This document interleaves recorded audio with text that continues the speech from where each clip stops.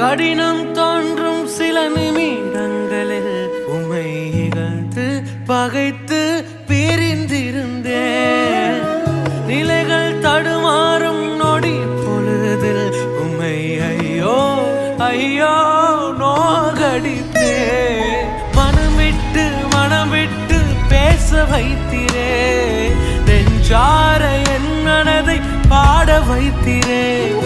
மனம் விட்டு இயேசு என்று பேச வைத்திரே, நெஞ்சார என் மனதை பாட வைத்திரே.